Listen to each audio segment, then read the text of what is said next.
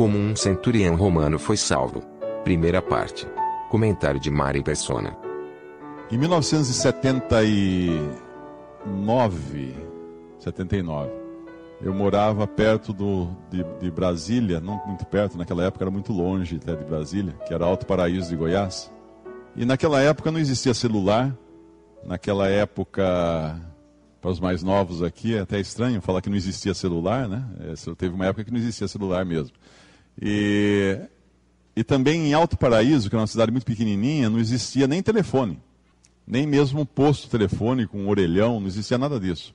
Tudo era feito por cartas.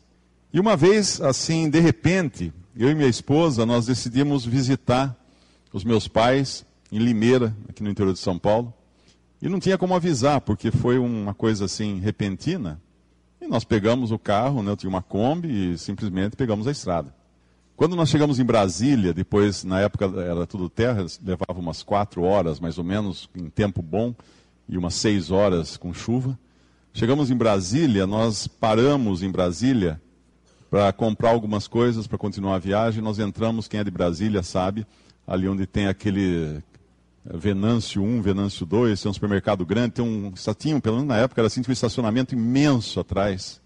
E nós chegamos em Brasília, porque nós viajamos à noite, chegamos amanhecendo em Brasília. Então aquele estacionamento imenso estava vazio. E aí eu entrei no estacionamento, porque tinha uns orelhões, daí eu podia ligar para os meus pais avisando, nós estamos indo. Liguei, ninguém atendia. Liguei, eu virei para voltar para a Kombi, quando eu olhei, lá na entrada do estacionamento, um Corcel branco, meu pai e minha mãe, entrando no estacionamento do supermercado atrás do edifício Venâncio. O que aconteceu? Eles decidiram também de última hora nos visitar em Alto Paraíso, assim como nós decidimos visitá-los em Limeira. E como não tinha como se comunicar, eles iam passar ali também para comprar umas coisas e seguir viagem. Eles tinham dormido em Brasília, num hotel em Brasília, e estavam agora só para comprar umas coisas e seguir viagem. E, na verdade, ele estacionou do lado da minha Kombi. Para Deus não existem coincidências. Eu não creio em coincidências, porque Deus move todas as coisas. Deus sabe quantos fios de cabelo tem na nossa cabeça, Deus sabe quando cai uma folha de uma árvore, Deus sabe quando um passarinho morre. Deus cuida de cada detalhe do universo, inclusive da nossa vida. E não é coincidência você estar aqui hoje à noite. E não é coincidência eu estar aqui hoje à noite. Deus, de alguma maneira, mexeu os pauzinhos e nos colocou aqui nessa sala, nessa noite. Por quê? Porque nós vamos ouvir a palavra de Deus, que é o que tem nesse livro, a Bíblia. E a palavra de Deus é poderosa para salvar. E essa história que nós vamos ler aqui na Bíblia é justamente de uma pseudo-coincidência também, e de como Deus prepara as pessoas para ouvirem a sua palavra. Nós vamos ver a história de um homem chamado Cornélio. Cornélio era um cidadão romano, era um oficial romano, um centurião, um chefe de uma centúria, 100 soldados, um homem que morava em Cesareia.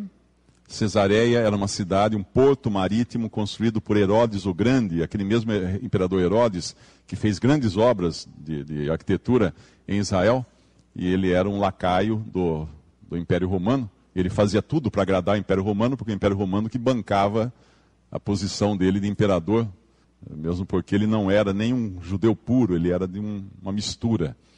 E ele construiu Cesareia, era uma cidade magnífica, em honra a quem? A César, por isso que chamava-se Cesareia, né?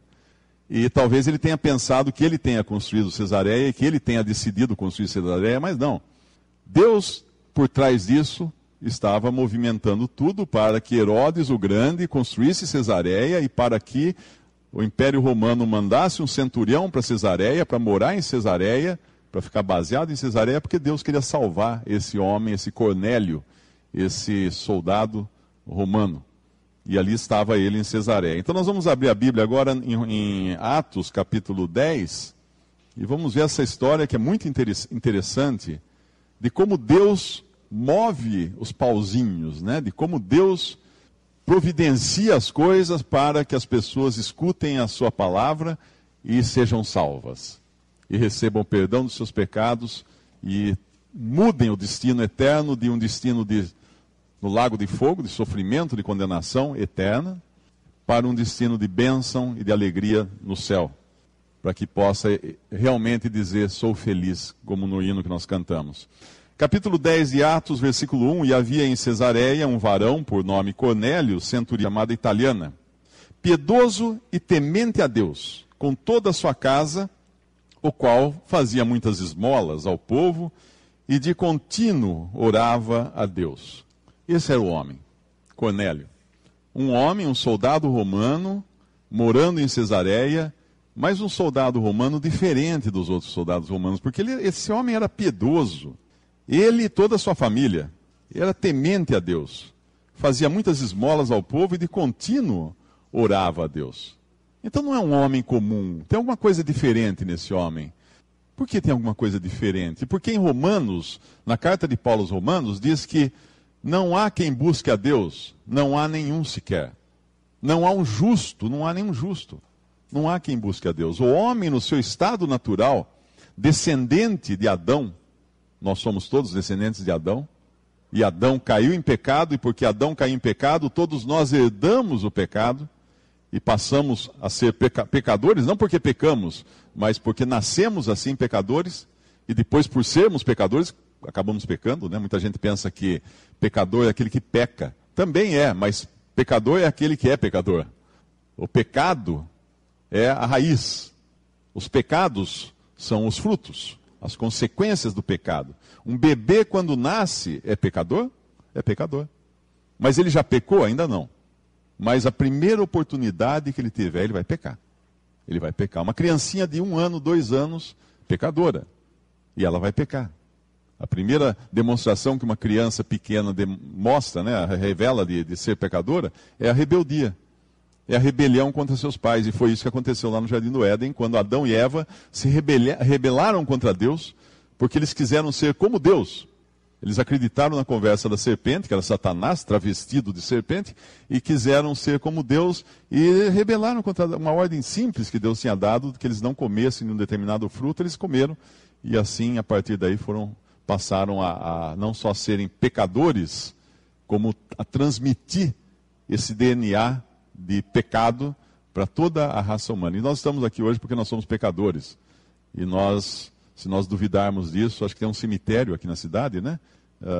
Esse cemitério deve ter sepulturas, e embaixo da terra deve ter ossos. Então ali estão pessoas pecadoras que morreram. E deve ter hospital aqui na cidade, e deve ter pessoas doentes nesses hospitais, e porque elas estão ali porque são pecadores. E o pecado trouxe a morte, o pecado traz doenças, e deve ter um asilo aqui na cidade. E por que as pessoas estão no asilo? Porque o pecado também começa, desde quando a criança nasce, ela começa a se degenerar até a morte, porque isso aí é tudo fruto do pecado do homem. Mas esse homem, o que ele tem diferente? Então, que apesar de ser um pecador, ele é piedoso e temente a Deus. E é importante entender isso, que Cornélio não era um judeu, Cornélio era um romano, e os romanos não eram tementes a Deus, até culturalmente falando, eles temiam os seus deuses. Eles temiam lá Júpiter, Juno, eu não sei os nomes dos deuses romanos, mas acho que é basicamente a gente olhar os meses do ano, né? Janeiro, fevereiro, março, são os nomes dos deuses romanos. Marte é um deus romano, Juno é um deus romano, e alguns meses, agosto é de César Augusto, né? Então ele temia os deuses romanos, não o Deus verdadeiro dos judeus, o Deus único. Mas ele provavelmente fosse um convertido ao judaísmo. Talvez ele escutasse o Antigo Testamento dos judeus e tivesse se convertido ao judaísmo, e então era um homem agora temente a Deus e piedoso. E de contínuo orava a Deus. De onde vinha essa coisa? Se o homem é pecador, se o homem, a Bíblia fala claramente em Romanos que ele é inimigo de Deus, ele não busca a Deus, não teme a Deus, de onde vinha isso? Vinha do negócio chamado vida. Vida é algo que Deus coloca numa alma para que ela desperte, como que desperte e fale, eu sou pecadora, eu sou pecador, eu preciso de Deus, eu preciso de salvação. Como é que cai essa ficha? Deus injeta vida numa alma. Isso chama-se novo nascimento. Novo nascimento, quando o Espírito de Deus vem e toca uma alma, uma pessoa. Então esse homem, ele era convertido. Ele era convertido a Deus, porém não salvo. Essa é uma ideia meio estranha para alguns, né? Como é que alguém pode ser convertido, mas não ser salvo? Está aqui, Cornélio. Um homem temente a Deus, piedoso, fazendo esmolas. Depois aqui fala que Deus olhava para as orações dele, Deus atentava para as esmolas dele, mas ele precisa ser salvo. O que é ser salvo? Ser salvo é você ser tirado da condição de condenação e ser colocado na condição de salvo, perdoado de todos os seus pecados. Por que isso? Porque sendo pecadores, nós teremos que enfrentar um dia Deus. Um dia nós vamos ter que enfrentar um juiz, que é Cristo Jesus. Não mais aquele homem humilde que passou aqui, apanhando os homens na hora de ser sendo pregado numa cruz e tudo mais. Não, ele voltará como juiz dos vivos e dos mortos. E todas as pessoas que morrem nos seus pecados, na sua condição de pecador, vai ter que dar contas a Deus. Agora, quantos pecados Adão e Eva cometeram para serem expulsos do paraíso? 1. Quantos pecados você tem? Mais de 1. Se Deus expulsou aquele casal da sua presença por causa de um pecado, não será possível você entrar na presença de Deus com algum pecado, mas só limpo de todos os pecados. E a maneira como Deus determinou para que nós fôssemos limpos de nossos pecados foi sacrificando o seu próprio Filho Jesus. O Filho de Deus veio ao mundo, se fez homem, Deus e homem, sem pecado, sem possibilidade de pecar, para ser apresentado como um sacrifício, como um substituto. Era como se nós tivéssemos praticado o crime e para o juiz que nos amava muito, olhou para nós, eu não quero, é meu amigo, eu não quero condená-lo à prisão perpétua, à morte, ou alguma coisa assim. Eu vou fazer o seguinte, eu vou mandar meu filho pagar pelo erro dele. Eu vou condenar o meu filho no lugar dele. É mais ou menos isso que aconteceu. Deus condenou o seu próprio filho no lugar do pecador como substituto. Agora, essa condenação de Cristo, esse sacrifício de Cristo vale apenas para aqueles que recebem de graça essa salvação. Deus oferece, você quer ser salvo? Creia no meu Filho Jesus. Essa é a única condição para você ser salvo, crer em Cristo. Mas aqui nós temos esse homem, então, que não tem a salvação ainda, mas tem a vida, porque ele está desperto, ele sabe que ele é um pecador, ele caiu em si, e talvez seja essa a sua condição aqui. Você tem vida, mas não tem salvação. Será que é essa? Vamos só fazer uma... Qual a diferença entre uma pessoa que não é salva e uma pessoa salva? O salvo, primeiro, ele vive na liberdade da nova criação. Deus tem uma nova criação em Cristo agora, e dessa nova criação fazem parte todos os que creram em Jesus como Salvador. Estão livres do pecado, da morte e do juízo. O Senhor Jesus, em João, capítulo 5, versículo 24, ele fala assim: quem ouve a minha palavra e crê naquele que me enviou, tem a vida eterna, não entrará em condenação, mas passou da morte para a vida. Quem ouve, crê, tem, não é terá, talvez, quem sabe, porventura, não, tem a vida eterna. Não entrará em juízo ou condenação no futuro, quando tiver que se encontrar com Deus, não entrará. Mas passou, verbo no passado agora, passou da morte para a vida. O que foi isso? Quando creu. Passou de um estado de morto espiritualmente para um estado de vivo para Deus. Então, o salvo por Cristo vive nessa liberdade de fazer parte da nova criação. Outra coisa, ele está em Cristo. A Bíblia ensina isso, que o salvo por Cristo está em Cristo. É a posição em que ele é visto por Deus. Deus, quando olha para um salvo, quem ele vê? O seu Filho, Jesus. Porque o salvo está em Cristo. O salvo está em Cristo. Existe uma diferença você chegar em algum lugar sozinho, você é um ninguém conhece você, e você chegar ao lado de uma celebridade, uma pessoa muito famosa, muito conhecida. Eu pergunto, qual vai ser o respeito que as pessoas terão por você chegando sozinho ou chegando ao lado de uma celebridade? Vai ser diferente. Claro, ele fala assim, nossa, olha com quem ele está. Ele está com aquela celebridade, então ele deve ser amigo. Como será que ele foi parar lá? O seu conceito sobe. Agora, o conceito de uma pessoa sobe somente se ele estiver em Cristo. Porque Deus olha e vê o seu próprio Filho, que morreu por aquela alma. Outra coisa que o salvo tem, ele conhece a graça de Deus. Ele não conhece uma religião. As religiões falam para você, dão uma lista desse tamanho para você, ó, você tem que ir na igreja, você tem que dar o dízimo, tem que fazer isso, fazer aquilo outro, não pode fazer aquilo. Não é isso salvação, isso é lista. E cada igreja tem a sua lista, cada pregador tem a sua lista diferente. Não, salvação é você conhecer a graça de Deus. O que é a graça? O que é graça? Graça é uma coisa grátis. Você me convida para um jantar na sua casa. Mário, vai jantar na minha casa, eu quero oferecer um jantar para você.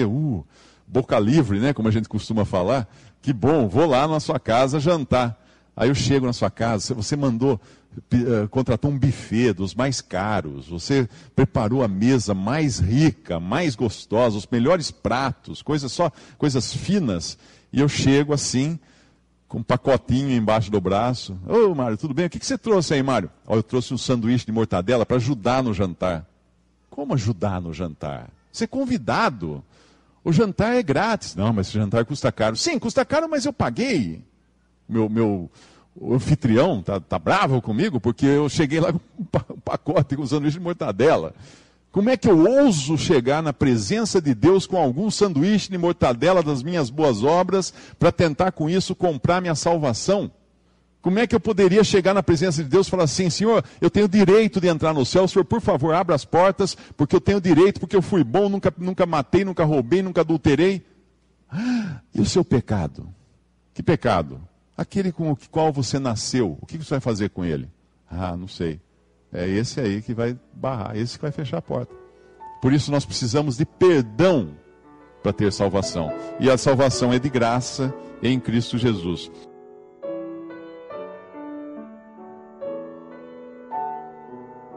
Visite Respondi.com.br. Visite também 3minutos.net.